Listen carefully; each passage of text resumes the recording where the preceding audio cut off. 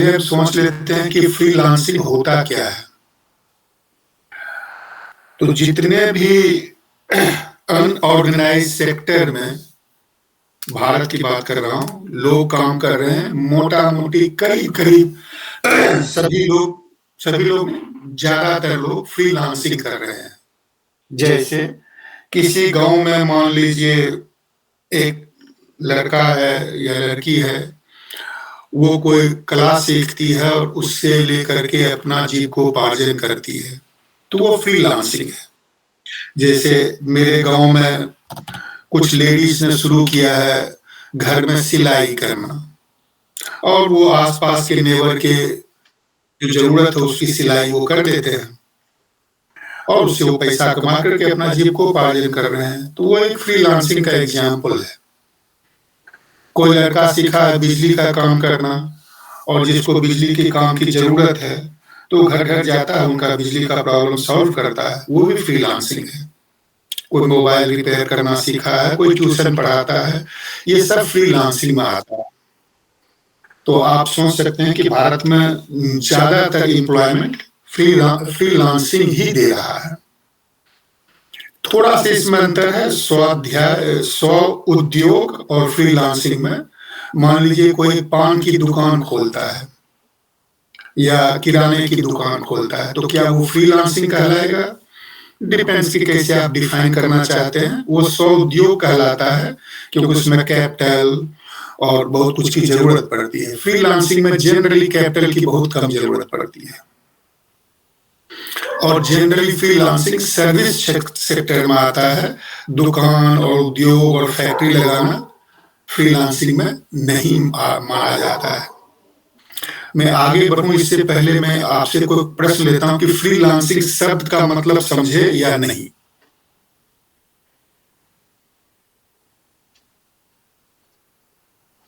आंचल, प्रकाश, राज। अगर आप ट्यूशन पढ़ाना शुरू करते हो तो वो फ्रीलांसिंग है या नहीं? Yes sir.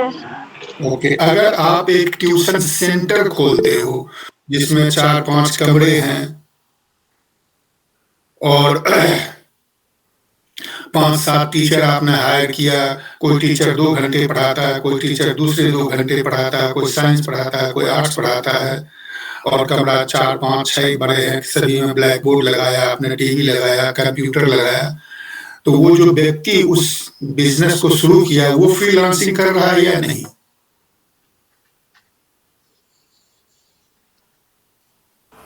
नहीं सर।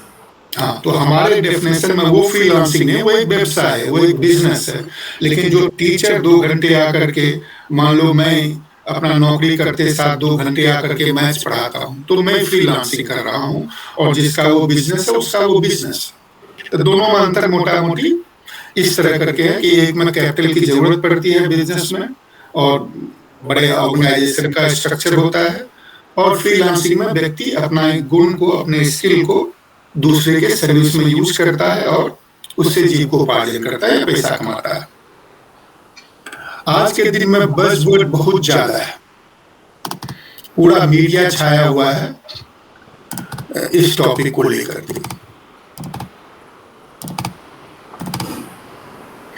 तो हम चार्ट हिस्से में बात करेंगे इसकी। तो मीडिया में देखो हिंदुस्तान टाइम बता रहा है thanks to internet India is most freelance professionals. उसी तरह ये लिंक है, तो अगर इसको मैं कंट्रोल करके करूँ तो आपको हिंदुस्तान टाइम पे चले जाओगे। उसी तरह ये है स्टार्टर स्टोरी, उसी तरह ये वाला है, ये तो यूट्यूब वीडियो है और ये लड़की का पूरा कहानी है, सक्सेस स्टोरी। उसी तरह इस पे जाओगे जो स्टॉक पे तो ये मिलेगा। इस तरह करने का मतलब कि आज के दिन में फ्रीलांसिंग काफ़ी ज़्यादा पॉपुलर हो गया है और ये सब जो उदाहरण है, ये उदाहरण है ऑनलाइन फ्रीलांसिंग का और जो मैं बोल रहा था वो ऑफलाइन फ्रीलांसिंग का बोल रहा था। जो कहानी पहले केवल ऑफलाइन में हो सकता था, अब वो ऑनलाइन में भी होता है।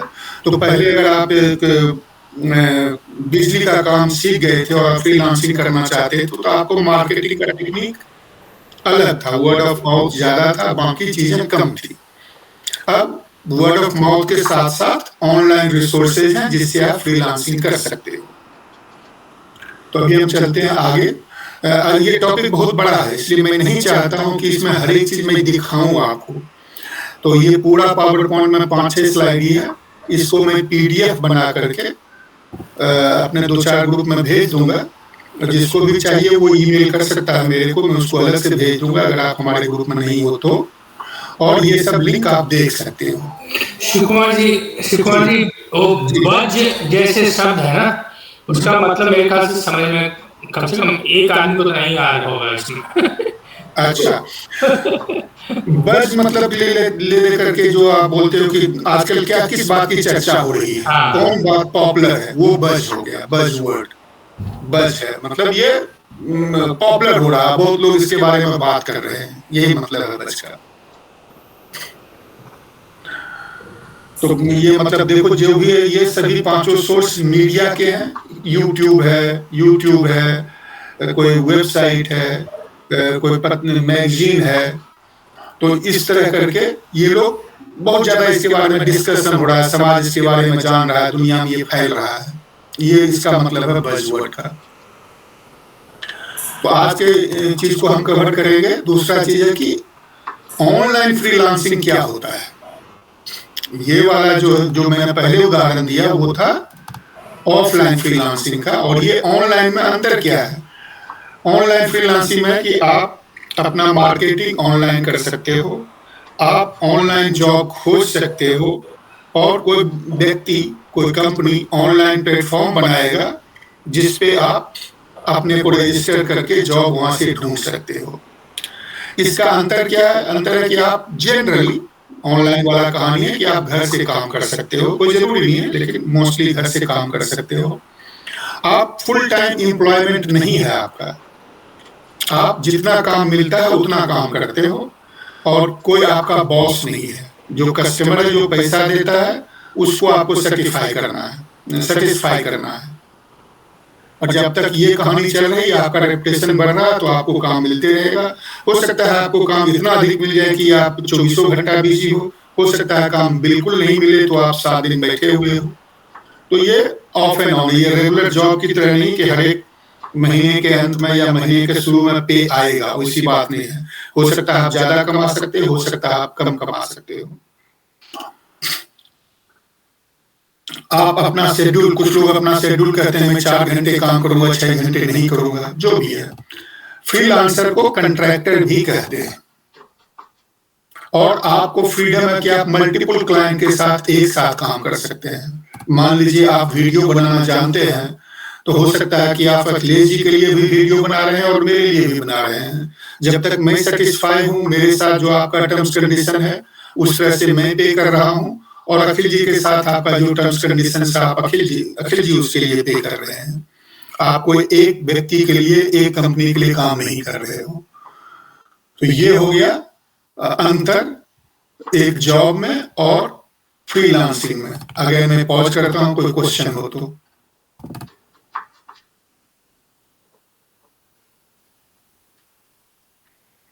नहीं है क्वेश्चन, तो हम शुरू कैसे करें? अगर हम फ्रीलांसर बनना चाहते हैं तो कोई जरूरी नहीं कि आप नौकरी छोड़ करके फ्रीलांसर बने। मान लीजिए आपकी नौकरी, आप किसी प्राइवेट स्कूल में या गवर्नमेंट में जॉब कर रहे हैं, और आपका टर्म्स कंडीशंस, या कंपनी में जॉब कर रहे हैं, आपका टर्म्स कंडीशंस ये नहीं कहता है कि आप दूसरा काम नहीं कर सकते, तो आप फ्रीलांसिंग कर सकते हैं। उदाहरण के लिए मान लीजिए आप कंप्यूटर प्रोफेशनल हैं, इन्फोसिस में नौकरी कर रहे हैं, लेकिन आप साथ में फ्रीलांसिंग भी करना चाहते हैं, तो आप कैसे करेंगे? आप अपना डिफाइन कीजिए, भाई मैं क्या करूंगा फ्रीलांसिंग। तो हो सकता है आप कंप्यूटर के मैं आज से फैशन डिजाइन के लिए काम करूंगा फ्रीलांस के रूप में। तो आपने गोल अपना डिफाइन कर लिया कि मैं फैशन लाइन में काम करूंगा, मेरा उद्देश्य है कि मैं वीक में 15 घंटे काम करूंगा।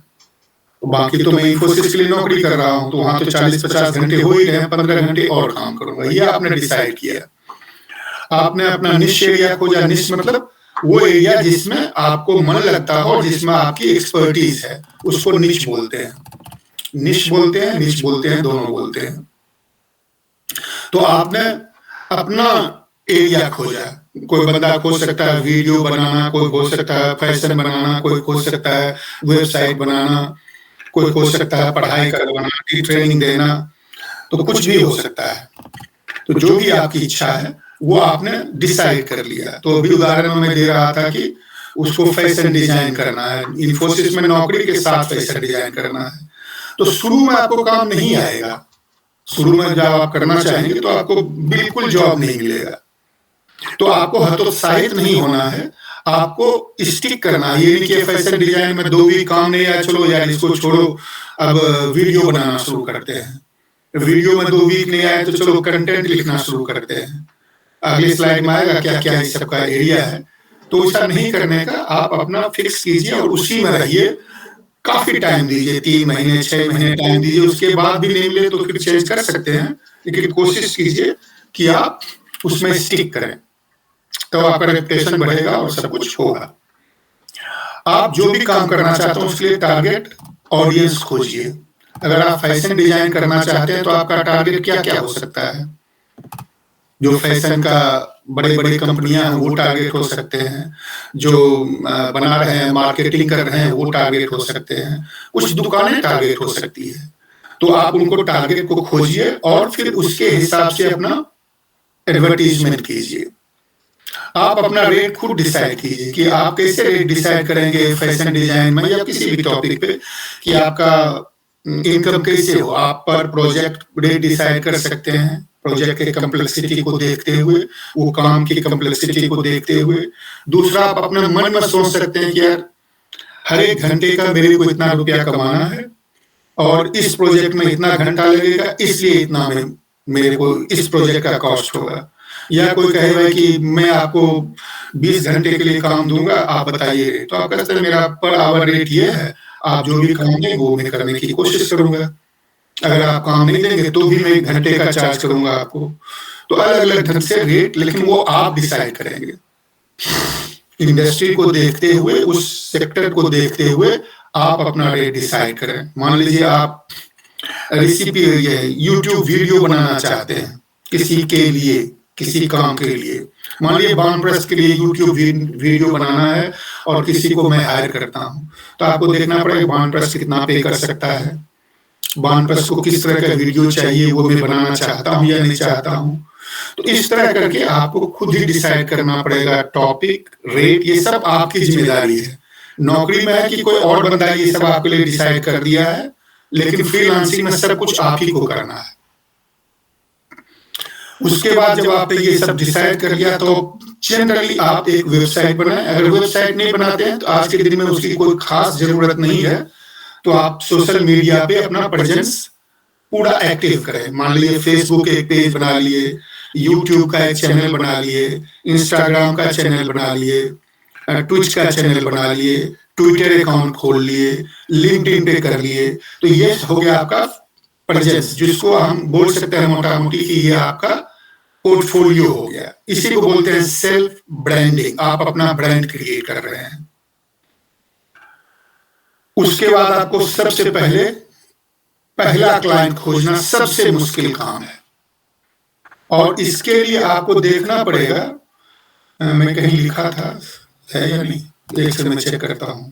हाँ, यूनिक सेलिंग पॉइंट, ये आपको बहुत जरूरी है एस्टेब्लिश करना। कस्टमर को खोलने, पहला कस्टमर खोलने कि आप कैसे कर सकते हैं। आप कर सकते हैं first project free, first 10 hour free, ऐसे करके कर सकते हैं। या बंदे के पास पहुंच करके अपना पुराना चीज या अपना जो व्यक्तिगत किए हैं वो शेयर कर सकते हैं, ताकि वो आपका क्लाइंट बने। जब क्लाइंट बने तो पैसा तो आपको मिलेगा या नहीं मिलेगा वो आपके टर्म्स कंडीशंस पे है, लेकिन ये जरूर कीजिए, उससे रेफरल जरूर लीजिए। और चूंकि ये ऑनलाइन है तो रेफरल कहाँ ले रहे हैं आप उसको कहिए कि गूगल रिव्यू पे मेरा रिव्यू कर दो। जो मार्केट प्लेस से आपने का क्लाइंट को लिया, उस मार्केट प्लेस पे मेरे लिए अच्छा रिव्यू लिखो, या मेरे को एक ईमेल कर दो जिसको मैं वहां रखूं। या आप तैयार हो, क्लाइंट को कहो कि आप तैयार हो, अगर मैं किसी को आपके पास भेजूं रेफरल के लिए तो आप मेरा अच्छा रेफरल देना। रेफरल मतलब कोई कहता है कि ये व्यक्ति अच्छा काम करता है, ईमानदारी पूर्वक करता है, जो कहता है वो करता है, इसको अच्छा रेफरल मानते हैं। जब ये हो जाता है तो ये सब रेफरल के कारण आपका नेटवर्क बढ़ेगा। आपको अगर फुल टाइम जॉब कर रहे हैं तो उसमें आपको बैलेंस करना पड़ेगा फुल टाइम जॉब में और पार्ट टाइम फ्रीलांसिंग जॉब में। इसको गिग भी बोलते हैं। पार्ट टाइम जॉब अगर कोई करता है तो उसको गिग करते हैं। मान लीजिए कि अखिलेश जी अपना नौकरी के साथ साथ साइड में कुछ करना शुरू करते हैं तो उसको गिग बोलते हैं। गिग इफेक्टिवली शॉर्ट फॉर्म है इंगेजमेंट का। तो इसमें शब्द और ये मत लीजिए कि इंगेजमेंट में ई से शुरू होता है, यहाँ जी से शुरू हो रहा है, ये स्लैंग टाइप का है, तो ये गिग बोला जाता है। तो ये स्लाइड कोई क्वेश्चन?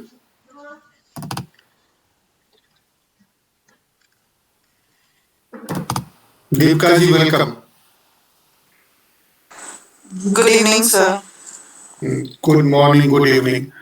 तो इस स्लाइड पे नहीं है कोई क्वेश्चन। तो दीपिका जी अभी फ्रीलांसिंग कर रही हैं, तो इसलिए उनको मैंने रिक्वेस्ट किया, वो भी आई है और सारंग भी आ गया। सारंग भी एमटेक कर रहा है या पीएचडी करना शुरू कर दिया है।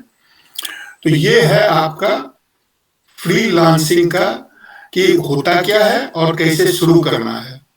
और ये मैंने खुद अपने मन से नहीं लिखा, किसी वेबसाइट से लिया, वो अगले स्लाइड में या बाद वाले स्लाइड में मिल जाएगा।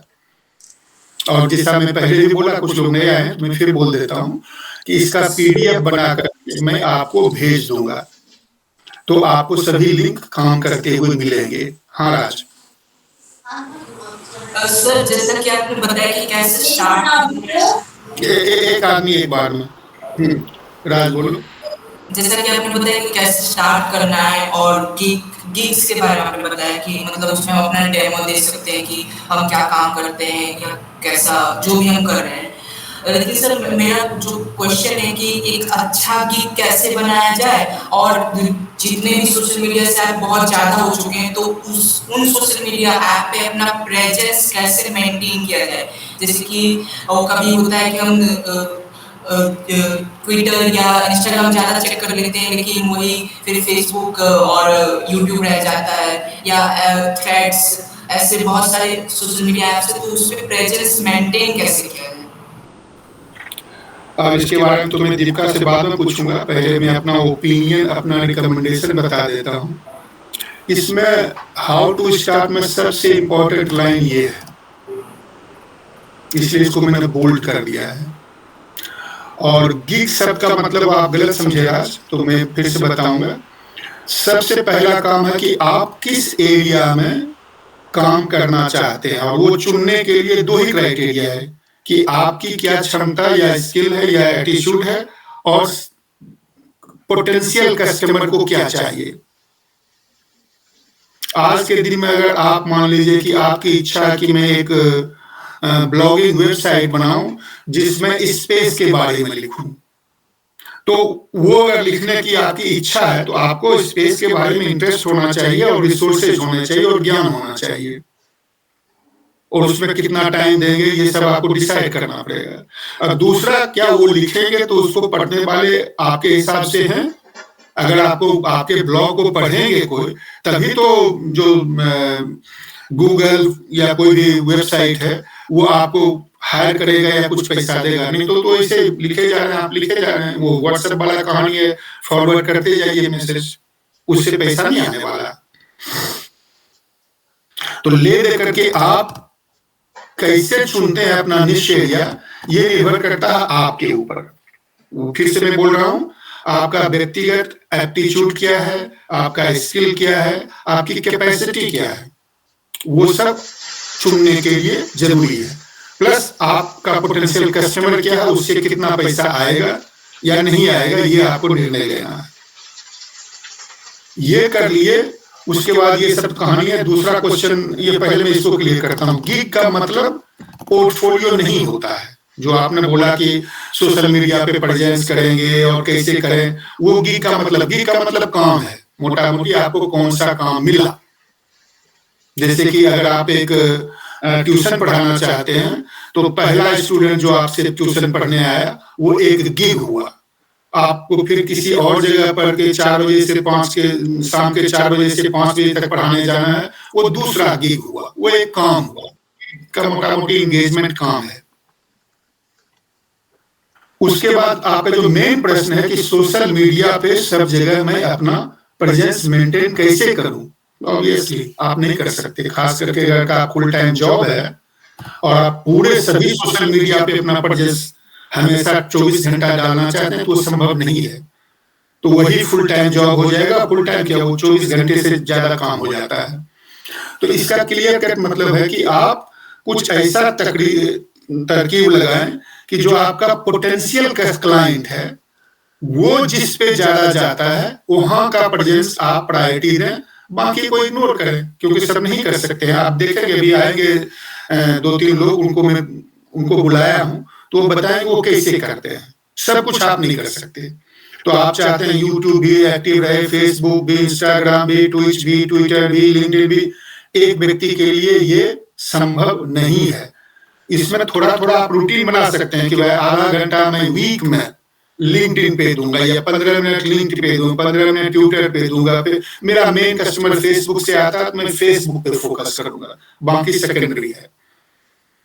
यहाँ पे दीपिका जी भी हैं और अखिलेश जी भी हैं, तो आप लोग अगर कुछ जोड़ना चाहते हैं तो जोड़िए। ये तो कॉमन प्रश्न है, इसलिए सभी का अपना अपना अनुभव हो सकता है। सोशल मीडिया का प्रेजेंस को हाईलाइट करके मेंटेन कैसे किया जाए, ये आज का प्रश्न है। मैंने अपना ओपिनियन दे दिया, आप लोग दे सकते हैं। सर पहले तो कि वही आपने सही कहा कि कौन सा सोशल मीडिया से आपको ज्यादा कस्टमर्स मिल सकते हैं, क्लाइंट्स मिल सकते हैं, पहले वो डिसाइड करनी पड़ेगी। और हर दिन एक ही मतलब पोस्ट करने की आपको जरूरत नहीं है।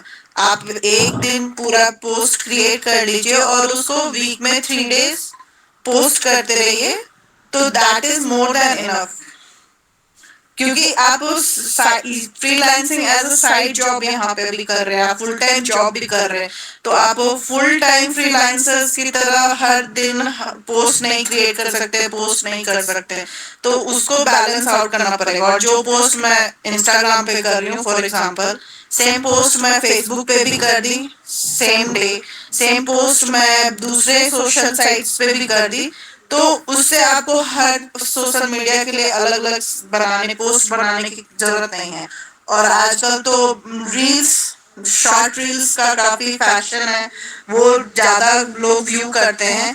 तो आप जो वर्क कर रहे हैं ना, उसी से रिलेटेड उसी टाइम आप छोटा सा एक रील कैप्चर कर लीजिए और फिर उसको पोस्ट कीजिए, या पूरा एक वीडियो बनाइए और उसके पार्ट को डिवाइड कर दीजिए और फिर वो आप पोस्ट करते रहिए। तो आपको एक ही काम से, मतलब आपका मेन काम से ही आप रील्स भी बना लिए सोशल मीडिया पे पोस्ट करने के लिए, और उसको मल्टीपल पार्ट में शॉर्ट फॉर्म्स में काट के उसी को आप मल्टीपल डेज आप पोस्ट कर पा रहे हैं। तो आपको एक्स्ट्रा टाइम निकालने की जरूरत नहीं पड़ेगी। अब बाय द वे मैं आपको बता देता हूँ कि दीपिका जी जॉब के साथ फैशन डिजाइनर का फ्रीलांसिंग कर रही है।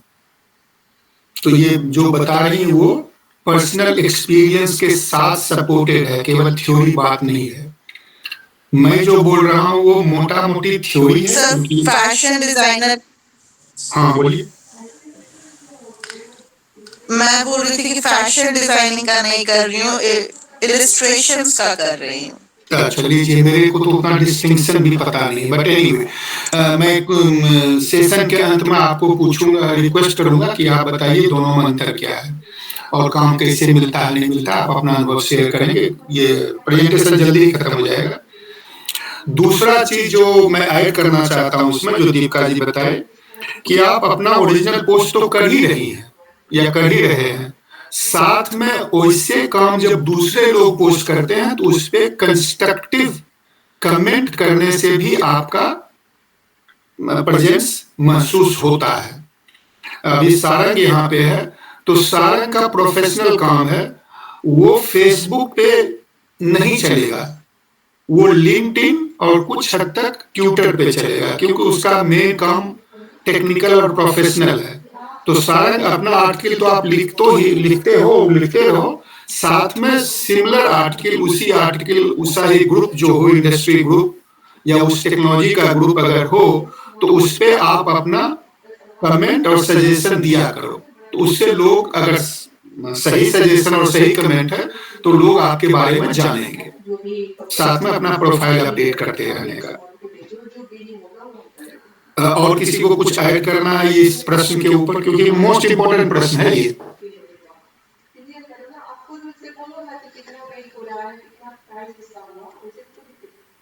नहीं तो आगे चलते हैं, क्योंकि अभी दीपिका जी हैं और ऐसे 1-2 लोग और को मैं रिक्वेस्ट किया हूं, तो उनसे सुनना ज्यादा जरूरी है। ये वेबसाइट है, अगेन इसका लिंक आपको मैं भेजूंगा PDF, तो आप यहाँ देख सकते हैं। इसी से मैंने कुछ लिया है कि ये सब एरिया है जिसमें आप अपना निश एरिया खोज सकते हैं ऑनलाइन फ्रेंचाइजी के लिए, और सॉरी ऑनलाइन फ्रीलांसिंग के लिए, जैसे वेब डिजाइनर, ग्राफिक, ये सब नाम है।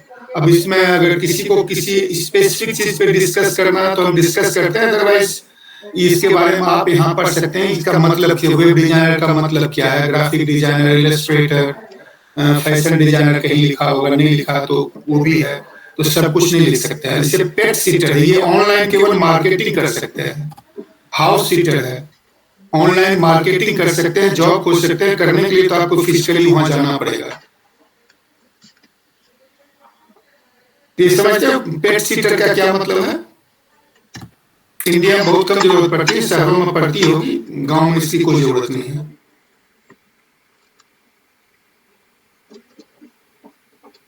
कोई बताया कि पेट सीटर का मतलब क्या हुआ?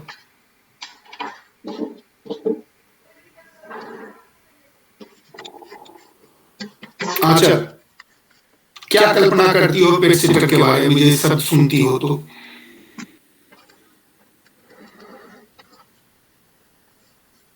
Sir, what is pet seater? हाँ ओके, तुम तो मेरा ही प्रश्न अंग्रेजी में पूछ दी केवल। अच्छा विराज, रुको अभी पहले और किसी से पूछते हैं। सारंग, पेट सीटर का मतलब क्या हुआ?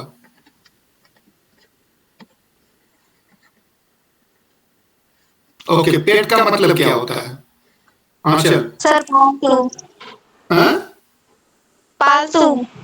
हाँ पालतू। जनरली कौन जानवर पालतू होता है? कुत्ता, बिल्ली, चिड़िया, यही सब ना? Yes sir. तो शहरों में क्या होता है, या हमारे यहाँ अमेरिका में क्या होता है कि अगर आपको, मेरे को मान लो 2 पालतू, 1 कुत्ता, 2 बिल्ली ऐसे ऐसे है, और मेरे को इंडिया 2 महीने की छुट्टी पे आना है पूरे परिवार के साथ, तो मेरे पालतू कुत्ता बिल्ली को मैं या तो इंडिया लेते जाऊं या यहाँ छोड़ दूं, तो कैसे ये काम चलेगा?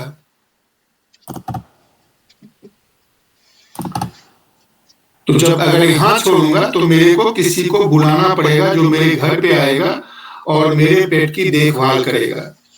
दूसरा है कि मैं, मियाँ बीवी हम दोनों नौकरी करते हैं, घर में और कोई नहीं है, तो उस पेट को खाना दिन भर कौन देगा? तो हो सकता है कि दिन में मैं किसी के पास उसको छोड़ूं और फिर वहां पे शाम को ले आऊं। तो जैसे चाइल्ड केयर होता है उससे पेट केयर हो जाता है। तो ये भी एक फ्रीलांसिंग जॉब है। यहाँ पे अमेरिका में एक फ्रीलांसिंग जॉब है कि भाई मैं उबर ड्राइव कर लेता हूँ, ओला ड्राइव इंडिया जैसे करते हैं, या यहाँ पे है कि मैं उबर ओला ज्वाइन नहीं करता हूँ, लेकिन किसी को कोई स्पेसिफिक जगह जाना है, आना, तो मैं प्रचार कर दिया हूँ, और अगर उसको चाहिए तो वो मेरे को फोन करे, मैं उसका काम कर दूंगा। जैसे कि मेरे को एयरपोर्ट जाना है तो मैं टैक्सी नॉर्मल हायर नहीं करके इस बंदे को हायर करूंगा, वो मेरे को एयरपोर्ट छोड़ देगा और उसका जो पैसा होगा वो देंगे। तो ये सब काम फिजिकल है, लेकिन इसका मार्केटिंग और काम लेने का तरीका ऑनलाइन है। ठीक साल से बोले तुम। तो इसके बारे में अगर किसी को, मैं थोड़ा पॉज कर रहा हूं यहाँ पे, तो किसी को अगर कोई प्रश्न है तो स्पेसिफिक चीज का तो वो पूछो और वो हम लोग डिस्कस करेंगे। नहीं तो अगर 36 को हम डिस्कस करने लगे तो 36 घंटा तो इसी में लग जाएगा।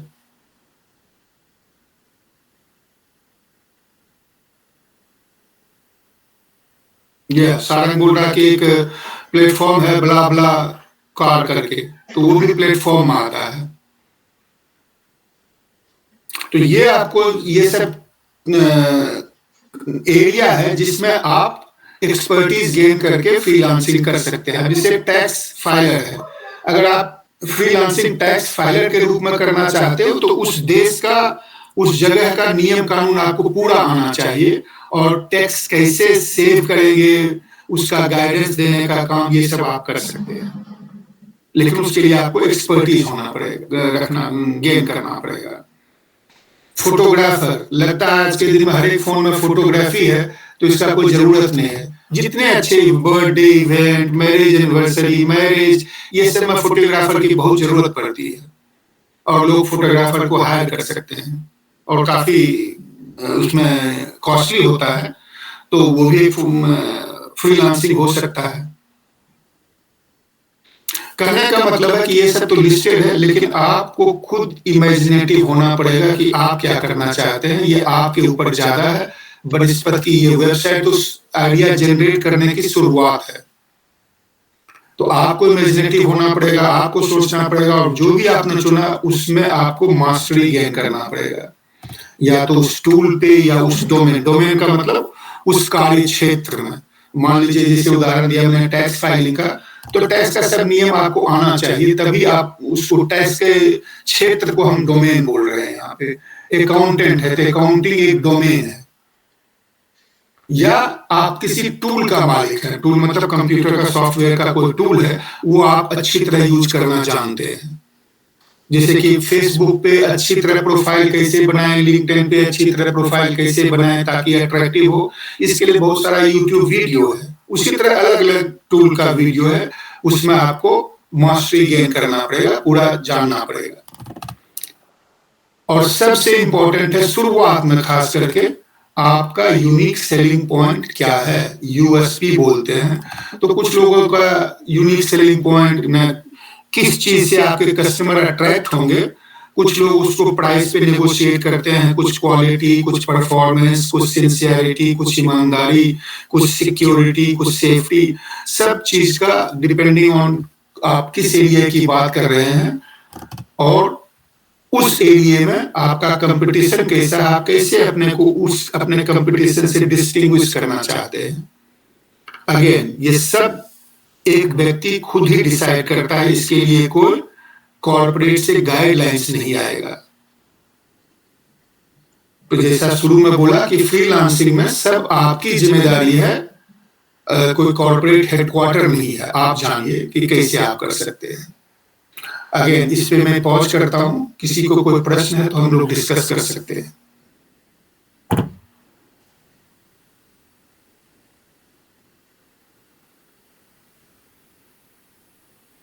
कोई क्वेश्चन नहीं तो आगे चलते हैं। तो ये हो गया, हमने देखो टॉपिक क्या क्या था हमारा, ऑनलाइन इस एरिया कवर कर लिया। प्लेटफॉर्म कौन कौन से हैं, इंडिया में बहुत सारा प्लेटफॉर्म है, और वर्ल्ड वाइड भी प्लेटफॉर्म बहुत सारा है। तो ये है प्लेटफॉर्म का लिस्ट, और अगर मैं इसका पीडीएफ भेज दूंगा तो आपको मिल जाएगा। तो इसे फाइवर है, इसका मतलब है, ये ध्यान से पढ़ो तो जैसे हिंदी में नहीं बोलते हैं इधर उधर, तो उस तरह करके है 5RR, फाइवर ने इस वेबसाइट पे सस्ता लेबर मिल जाएगा, $5 के आसपास में मिल जाएगा। होता है इंडिया में 10 रुपए, हर एक माल 10 रुपए का, हर एक माल 10 रुपए का। उसी तरह अमेरिका में होता है डॉलर स्टोर। और देखो अभी विशेष आ गया, और विशेष फाइवर का एक्सपर्ट है।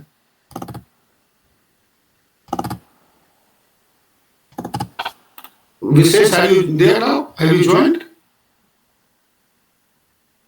विशेष, can you hear me?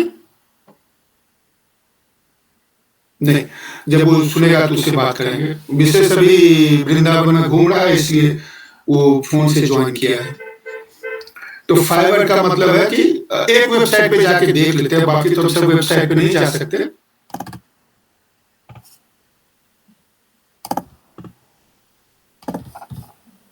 तो मैं स्क्रीन शेयर बंद करके पूरा स्क्रीन शेयर करना पड़ेगा ना।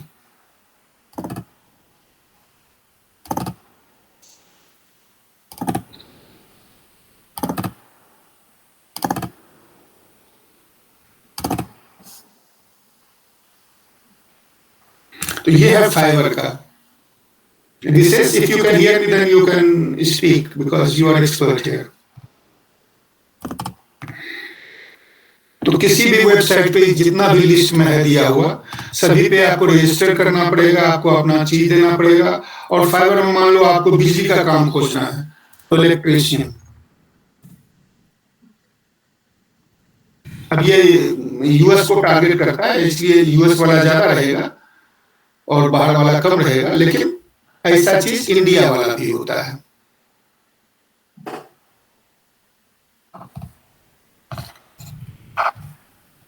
तो इलेक्ट्रीशियन खोजा तो देखो ये सब अपना अपना प्रचार कर रहा है। एड बाय एटॉमिक डिजाइन, अब ये इलेक्ट्रीशियन के रूप में प्रचार कर रहा है। इलेक्ट्रीशियन, प्लम्बिंग, हैंडीमैन, जो भी है। रेट देखो तो बहुत कम रहता है, $15। अब ये ज्यादा रेट दिया तो इसके पास में नहीं जाऊंगा। अब ये $10 है तो इसके पास जाऊंगा। अब ये 80 है तो नहीं जाऊंगा। मेरी इच्छा, मैं किसको रहता हूँ। ये $5 ही मांग रहा है, लेकिन अब देखना पड़ेगा कि ये अमेरिका में या मेरे जगह पे है या कहीं और है। रसिया में बैठा हुआ $5 मांग रहा है तो मेरे काम थोड़ी कर पाएगा। तो निर्भर करता है। या आपको बनाना है वीडियो एडिटिंग, बिल्कुल भरे पड़े हैं। तो कहने का मतलब कि आप जॉब खोज सकते हो, यहाँ पे प्रोफेशनल खोज सकते हो। अगर आप प्रोफेशनल हो तो आप रजिस्टर करके यहाँ से आपको लोग रीच आउट करेंगे। तो उसी तरह सभी वेबसाइट करीब करीब वही ढंग है। सबका अलग अलग स्ट्रेंथ है, अलग अलग रीच है। तो ये सभी वेबसाइट और ये सब और सारी वेबसाइट है। इंडिया का ये कहानी है, इंडिया वाला एक लिंक ये नीचे में है। तो ये आपको देख करके फिर इसमें भी सोचना पड़ेगा कि मैं क्या बोलते हैं, मैं कौन से वेबसाइट पर रजिस्टर करूं। उसके बाद ये तो जनरल मार्केट प्लेस है फ्रीलांसर के लिए। कुछ टूल स्पेसिफिक होता है, जैसे आप किसी टूल में एक्सपर्ट है तो वो कंपनी अपना एक मार्केट प्लेस बना सकती है। जैसे एनओपी कॉमर्स का अपना मार्केट प्लेस है, विक्स वेबसाइट बनाने का है तो इसका अपना मार्केट प्लेस है। उसी तरह स्क्वायर ऐसे करके बहुत सारे हैं। तो जहां पे लोग रजिस्टर करते हैं और हमारे जिसको काम चाहिए, जिसको सर्विस चाहिए, वो वहां जाकर के लोगों को खोज करके काम दे सकता है और सस्ते में काम करवा सकता है। तो अगर मैं हर एक वेबसाइट पे नहीं जाना चाह रहा हूं क्योंकि उतना जा भी नहीं सकते और फिर तो ये कॉल बहुत लंबा हो जाएगा, लेकिन उसका कोई फायदा नहीं है। जो भी इसको मैं पीडीएफ बना के भेज दूंगा तो आप इसको अपना देख सकते हो। विशेष के लिए भी बात कर सकते हो। विशेष साहब, हाय सर, यहाँ आपकी आवाज आ रही है, क्या आप लोग मुझे सुन सकते हैं? मैं तुमको चाह रहा हूँ कि तुम फाइबर के बारे में, फाइबर को कैसे यूज करते हो, क्या फायदा है, क्या घाटा है, ये थोड़ा 2-4 मिनट बता सको। बिल्कुल। पहले तो क्षमा चाहूँगा, मैं थोड़ा रास्ते में हूँ तो मेरे पीछे से थोड़ा सा शोर आ रहा होगा। और मैं बस 5 मिनट लूँगा। किसी भी फ्रीलांसिंग प्लेटफॉर्म के लिए आप जिस पे भी काम कर रहे हो, मुझे उसके ऊपर काम करते हुए 5 साल का एक्सपीरियंस हो चुका है। फिवर पे, अपवर्क, फ्रीलांस, मैंने बहुत सारे प्लेटफॉर्म पे काम किया है। तो जो मेरा एक्सपीरियंस है उसको लेकर के मैं सिर्फ 5 मिनट लेकर देना चाहूँगा आप लोगों को। मेरी बात सही आ रही है ना आप लोगों को? हाँ, सही आ रही है। हाँ, तो जब आप किसी के बारे में भी सोचते हो ना कि आप कोई सर्विस देना चाहते हो या कुछ भी आप बेचना चाहते हो, तो आप हमेशा सबसे पहले इस पर्सपेक्टिव से सोचा करो कि जो खरीदने वाला है वो क्या चाहता है। अगर आप सेलर की जगह बायर हो, क्या वो आपकी वो सर्विस लेना चाहेगा या नहीं लेना चाहेगा। तो इसका एक बहुत अच्छा तरीका है कि आप सबसे पहले फ्रीलांसिंग में जो आपने अकाउंट बनाया है, जो भी आप सर्विस दे रहे हो, उस सर्विस को आप दूसरों के लोगों की सर्विस को चेकआउट करो। दूसरों के लोगों की सर्विस देखो कि अगर आप एक बायर होते तो क्या आप उन लोगों की सर्विस खरीदते या नहीं खरीदते। अगर खरीदते तो क्या अपनी सर्विस उनकी जगह लेते या उनकी लेते। अगर आपको लगता है कि वो आपसे ज़्यादा अच्छा प्रोवाइड कर रहे हैं तो फिर क्यों कर रहे हैं। क्या उनका डिस्क्रिप्शन ज़्यादा अच्छा है, क्या उनकी इमेजेस ज़्यादा अच्छी है, क्या उनकी क्वालिटी ज़्यादा अच्छी है, इन चीज़ों के ऊपर सोचो। तो हर प्लेटफॉर्म सेम होता है, हर प्लेटफॉर्म के अंदर ज़्यादातर फीचर सेम ही होते हैं, बस उनके अंदर थोड़ा एक स्ट्रक्चर का अंतर होता है कि जिस तरीके से आप रजिस्टर कर सकते हो, अपनी प्रोफाइल बना सकते हो, बस थोड़ा बहुत इनका अंतर होता है। लेकिन हर जगह कंसेप्ट यही है कि सबसे पहले आप ये सोचो कि क्या जो सामने वाला, जो आप सर्विस दे रहे हो, क्या सामने वाला उसको खरीदना चाहता है या नहीं चाहता। क्योंकि मार्केट में आपके अलावा बहुत सारा कॉम्पिटिशन है, तो उस कॉम्पिटिशन के अंदर उसमें सर्वाइव करने का यही तरीका है कि अगर कोई आप खरीद रहे हो तो आपकी सर्विस को कोई क्यों लेगा? औरों की सर्विस की जगह जैसे सर ने अभी 5 सर्विस सेलेक्ट करी, 5 में से एक सेलेक्ट करी कि मुझे इसमें से जाना है कि हमारे एरिया का है, ये सस्ता है, तो उन्होंने एक सर्विस को सेलेक्ट करा लेकिन एक को रिजेक्ट भी करा। तो क्यों करा? जब तक आप इन क्यों का सवाल अपने मन से नहीं पूछोगे तब तक उसके ऊपर आप और अपनी प्रोफाइल को अच्छा नहीं कर पाओगे। तो यही एक चीज़ है। बाकी फेवर पे कैसे अकाउंट बनाना है ये सब बहुत सिंपल प्रोसेस है, लेकिन उसके अंदर आपका 3 चीज़ें इंपॉर्टेंट होती हैं कि आपकी प्रोफाइल के ऊपर लोग देख रहे हैं, अगर देख रहे हैं तो क्या उस पर क्लिक कर रहे हैं, और अगर क्लिक भी कर रहे हैं तो क्या वो खरीद रहे हैं या नहीं, किसे कन्वर्जन कहते हैं। जनरली कन्वर्जन रेट 3% का रहता है, 100 में से 3 लोग ऐसा करते हैं, खरीदते हैं हमारी प्रोफाइल से। लेकिन अगर आपकी प्रोफाइल पे इंप्रेशन ही नहीं आ रही तो इसका क्या कारण हो सकता है? इसका कारण हो सकता है कि आपकी इमेजेस अच्छी ना हो, आपका टाइटल अच्छा ना हो, आपका एसईओ अच्छा ना हो। अगर आपका इंप्रेशन आ रहे हैं लेकिन उस पर क्लिक्स नहीं आ रहे हैं तो इसका क्या कारण हो सकता है? इसका कारण हो सकता है कि आपका डिस्क्रिप्शन, इमेजेस वो अपीलिंग ना हो, या आप नीश ऑडियंस को टारगेट ना कर रहे हो। अगर आप डिजिटल मार्केटिंग को टारगेट कर रहे हो तो उसके अंदर आपको कंपटीशन भी बढ़ता है, परचेजर भी थोड़ा कंफ्यूज रहता है कि डिजिटल मार्केटिंग में क्या। लेकिन अगर उसमें आप वीडियो एडिटिंग को टारगेट कर रहे हो तो वीडियो एडिटिंग में एडिटिंग के अंदर जो परचेजर होता है, जो खरीदने वाला होता है, उसे पता होता है कि हाँ मुझे वीडियो एडिट करवानी है तो मैं 50 करूँ। पार्ट दोनों काम एक ही प्रोफाइल के। तो आपकी जो प्रोफाइलिंग है वो एक नीश होनी चाहिए, टू द पॉइंट होनी चाहिए, और आपका प्रोफाइल इस तरीके से होना चाहिए कि आप जब सामने वाला उसको कोई खरीदना चाहे तो आप उसके हिसाब से सोच सको कि जब आप उसे खरीदना चाहो तो आप अपनी प्रोफाइल को सिलेक्ट करोगे सामने वाले को। तो दूसरे की प्रोफाइल देख करके उस प्रोफाइल में और अपने प्रोफाइल में अंदर को जांच करके उसके हिसाब से अपनी प्रोफाइल में चेंज किया कीजिए। तो मेरा तो थोड़ा सा मेरे एक्सपीरियंस के हिसाब से यही एक सजेशन रहेगा। बाकी आपके जो भी क्वेश्चन हो वो मैं आपके इसके ऊपर सुनना चाहूँगा।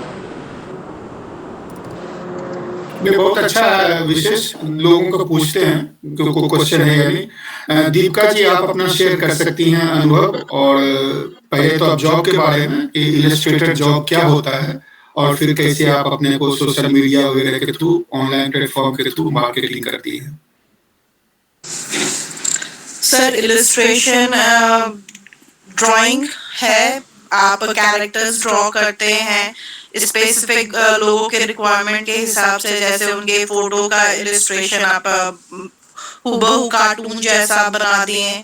फिर उसी टाइप का है, लाइक लोग ऐसे तो जब नॉर्मल मैं पोस्ट करती हूँ तो व्हाटएवर आई लाइक कुछ कॉन्सेप्ट के हिसाब से बना ड्रॉ करती हूँ, बट लोग अप्रोच करते हैं कि उन्हें ये स्टिकर्स बनाने हैं या फिर अपने फोटोज बनवाने हैं या कुछ स्पेसिफिक चीज है, कुछ स्पेसिफिक कॉन्सेप्ट की पेंटिंग है, ड्राइंग है, वो बनानी है, तो इलस्ट्रेशन उस फील्ड में आता है। इट्स नॉट प्रोफेशनल, क्या कहते हैं, प्रोफेशनल ड्राइंग में नहीं आएगा जिसमें आप हार्ड कॉपी पे या ब्रश पेन पे बना रहे हैं। ये आपका डिजिटल प्रिंट आउट की तरह काम करता है, और ये जरूरी नहीं है कि आप जो इलस्ट्रेशन कर रहे हैं वो कोई लाइक मतलब फोटोशॉप पे कर रहे हैं। ये बेसिकली ड्राइंग टूल्स पे किया जाता है। फोटोशॉप बहुत एडवांस टूल हो जाता है। आप नॉर्मल ड्राइंग टूल्स आते हैं फोन के लिए भी, आईपैड्स के लिए भी, कंप्यूटर के लिए भी। जैसे मैं यूज करती हूँ आईपैड पे ड्रॉ करती हूँ, तो उसके लिए प्रोक्रिएट एक इलस्ट्रेशन का ऐप है, वो यूज करती हूँ। वो स्पेसिफिकली इलस्ट्रेशन के लिए ही बना हुआ है, तो उसके काफी फ्रेंडली है ये इलस्ट्रेटर्स के लिए। मेरी टारगेट ऑडियंस आते हैं इंस्टाग्राम से, तो मैं इंस्टाग्राम पे थोड़ा ज्यादा एक्टिव रहती हूँ। मैं ड्रॉ करती हूँ, स्मॉल उसके रील्स बनाती हूँ, जो भी मैं ड्रॉ कर रही हूँ उसी को उस समय मैं कैप्चर कर लेती हूँ वीडियोस, और उस वीडियोस को क्या करते हैं कि पार्ट वाइज में पोस्ट करते हैं उसके कुछ पार्ट ऑफ वर्क को, तो इसलिए मल्टीपल पोस्ट मेरे को एक ही काम से मिल जाते हैं। फिर मेरे को जो कस्टमर्स मिलते हैं उनको मैं पहले ही बोल देती हूँ, उनसे पूछ लेती हूँ कि जो उनके लिए मैं ड्रॉ कर रही हूँ मैं इसको अपने पे पोस्ट कर सकती हूँ, अपने प्रोफाइल पे नहीं, क्योंकि वो उनके पर्सनल काम है। मे बी कुछ लोग चाहेंगे, कुछ लोग नहीं चाहेंगे, कुछ लोग प्रोफेशनली उसको चाहते हैं, जैसे कि कुछ लोग स्टिकर्स चाहते हैं, तो वो नहीं चाहेंगे कि उनके स्टिकर्स कहीं और भी अवेलेबल हो, तो दैट सेल्स के लिए नहीं होता है, वो सिर्फ पोस्ट होता है देखने के लिए कि लोगों को पता चले कि आपको किस तरह का काम मिल रहा है और किस तरह के काम आप करते हो। तो वो भी एक तरह के एडवर्टाइजमेंट होते हैं। अगर आपके कस्टमर्स पोस्ट कर रहे हैं आपके वर्क को कि मैंने इस इंसान से ये बनवाया, इस पेज से ये बनवाया, तो वो भी आपका एक एडवर्टाइजमेंट हो जाता है। Thank you Deepika. अभी 2 ही आप आए एक्सपीरियंस जो कर रहे हैं, कोई और एक्सपीरियंस किया, यूज किया सोशल मीडिया को एज ए फ्रीलांसर? नहीं, मैंने सोशल मीडिया को यूज किया या फ्रीलांसर प्लेटफॉर्म को यूज किया है लोगों को खोजने के लिए, अपने काम के लिए। जैसे विशेष से मैं जुटा हूँ फाइवर के थ्रू, एक और आदमी आने वाले थे, वो शायद बिजी हो गए, नहीं आ पाए, उनका नाम है पंकज, उनसे मैं जुटा हूँ एनओपी कमर्स के वेबसाइट के थ्रू। ये एनओपी कमर्स वेबसाइट के थ्रू पंकज जी से जुटा, फाइवर के थ्रू विशेष से जुटा। तो इस तरह करके मैं अपना जब काम खोजता हूँ, या फ्रीलांसर के थ्रू मैं जो बानप्रस्थ वेबसाइट है उसको डेवलपर को खोजा था शुरू में। तो ये सर अलग अलग, ये थंब टैग के थ्रू मैं घर में अपना बिजली उजली ठीक करना है तो उसके लिए लोगों को खोजा। एनजी लिस्ट से टीवी को वॉल माउंट करना था तो खोजा। तो कहने का मतलब आज के दिन में मेरे जैसे कस्टमर भी इस वेबसाइट पे जाते हैं, आपके जैसे फ्रीलांसर भी इस पे रजिस्टर करते हैं। हर एक वेबसाइट अलग अलग ढंग से आपसे पैसा लेता है। ज्यादातर वेबसाइट जब आप पे करेंगे तो वेबसाइट के थ्रू पे करें, और वो 5-10%, 20%, कुछ लोग 30% तक डिडक्ट कर लेते हैं। लेकिन मैंने देखा बहुत सारे प्रोफेशनल को जो कहते हैं मैं डायरेक्ट पे नहीं लूंगा, मेरे को वेबसाइट के थ्रू ही दीजिए, क्योंकि वेबसाइट आपका रेटिंग बढ़ाता है और रेटिंग बढ़ाने के बाद आपका नाम ऊपर आता है। तो ये सब टेक्निक है, इस तो मार्केटिंग का कहानी है। प्रेजेंटेशन के दृष्टिकोण से, वेबिनार के दृष्टिकोण से टॉपिक खत्म है। अभी राज एक प्रश्न पूछ रहा है, राज पूछो। सर मैंने कमेंट बॉक्स में अपना फाइवर अकाउंट का लिंक दिया, जिससे मैंने वहाँ पे रजिस्टर किया था बहुत पहले। उस पे क्या सुधार या कुछ आप देखिए कैसे? तो ये तो तुम अगर फाइवर पे किए हो तो विशेष से मैं जुड़ा दूंगा, विशेष इससे बात करके तुमको गाइड कर सकता है। या कहोगे तो मैं देख करके कुछ कर सकता हूँ, लेकिन किस लिए किए हुए बात करना पड़ेगा तुमसे, अदरवाइज नहीं हो पाएगा। ये तो इंडिविजुअल प्रश्न है, तो लेकिन गुड क्वेश्चन, तो मैं विशेष से आपको बात करवा दूं या मैं भी देख सकता हूँ। ये आपका देखिए, मैंने आपका लिंक क्लिक किया, ये पूरा नहीं आया, इसीलिए नहीं आया क्योंकि वो आपका प्रोफाइल है, मेरा प्रोफाइल नहीं है। मैं फिर से उस पे एक्सेस राइट आपका है, मेरा नहीं है। मैं फिर से कोशिश कर रहा हूँ। देखो तुम्हारा तो मेरे पास नहीं आ पाएगा ना।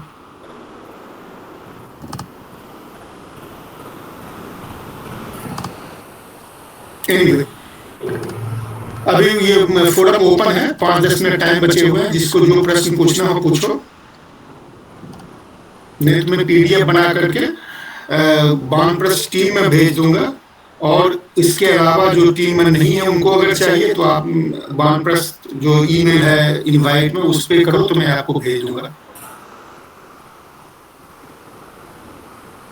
किसी और को कुछ ऐड करना है?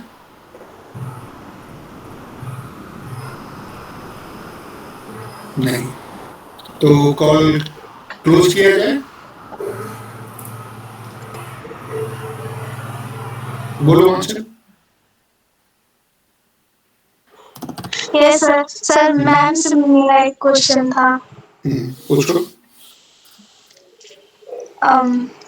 सर जैसे कि मैम इलस्ट्रेशन से इंस्टाग्राम पे एक्टिव रहती हैं, क्या मैं उनकी आईडी जान सकती हूँ? ओ दीपिका जी से? Yes sir. हाँ, दीपिका जी को मैं जोड़ दूंगा आपसे, या आपको दीपिका जी का नंबर दे दूंगा, आप उनसे डायरेक्टली बात कर लीजिए। दीपिका को प्रॉब्लम तो नहीं है? नहीं सर, कोई दिक्कत नहीं है। हाँ ठीक है, तो आंचल में दीपिका जी का नंबर आपको दे दूंगा।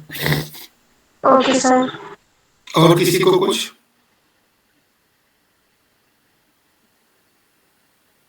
अखिलेश जी, सुरेंद्र जी?